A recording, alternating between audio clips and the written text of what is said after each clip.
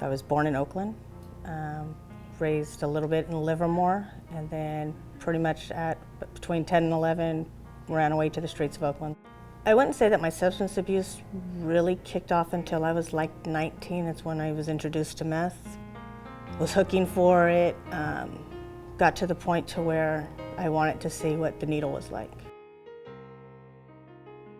I was in search of, how to get some help for my addiction issues that I had in terms of alcohol and substance abuse or substance use. Under HealthRight360, I enrolled, they accepted me. I then made 1735, it's the building where we're in right now, my home clinic.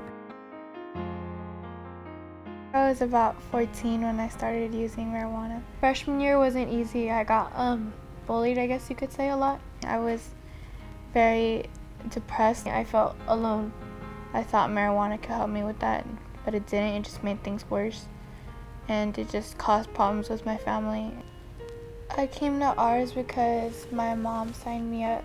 She wanted to prevent me from going down that road, and I didn't want to see her struggle.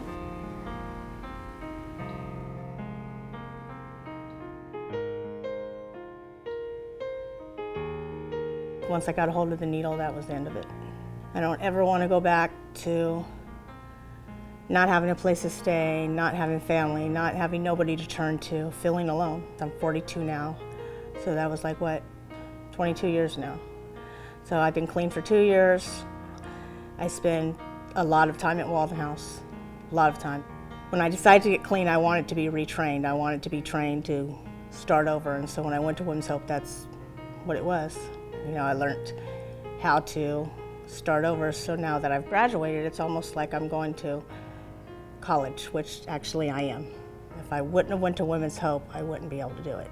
If I still wasn't connected with them, I wouldn't be able to do it. If they wouldn't have saw something in me and given me a job, I wouldn't be stepping forward. Yeah, I wouldn't be alive if it wasn't for Women's Hope in Walden House. So. I wouldn't have my daughter back. The very first memory that I can think of is when my mom got arrested when I was like 5, 7. I was very young, and she was in the room with her friends doing whatever she was doing. Out of nowhere, the police came in and arrested my mom. When I think of the first memory, it's that one. Now she lives with me, and so I get a little bit of time before she turns 18 and she's an adult, so it's awesome. I love my mom, and I always will, and I always have, and I'm just, excited for her and for myself because now I get to have that experience with my mom. It feels really good to have my mom back.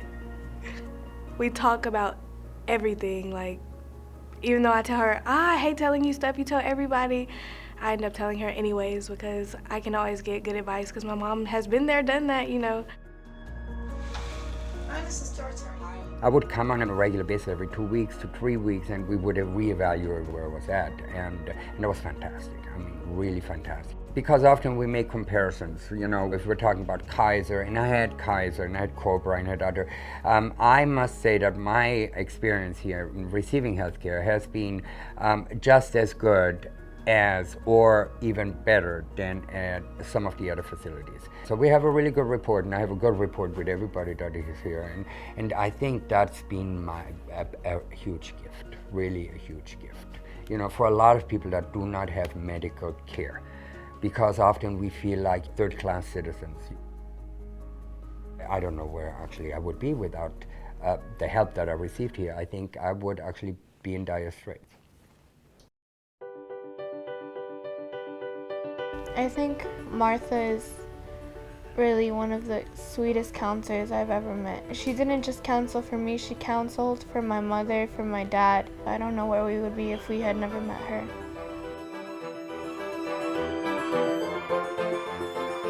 My mother is my biggest motivation. She just brought me to all the right programs where she knew I would get the help I needed.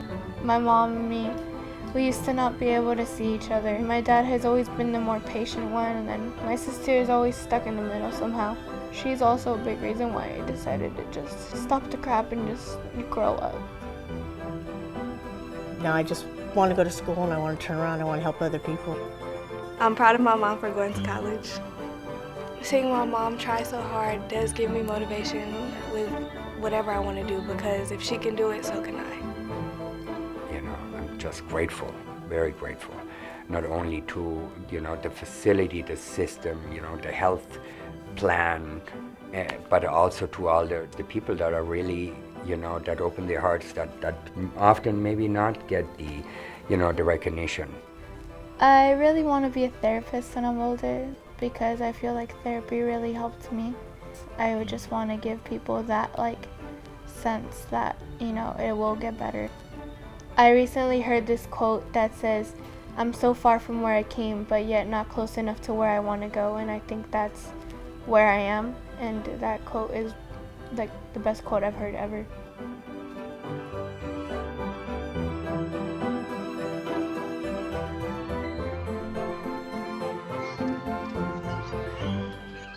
There's a reason why they say it works.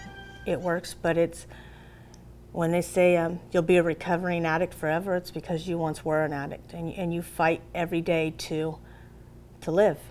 But the funny thing is that everybody does, whether they use drugs or not. You just feel like it singles you out, but it's not.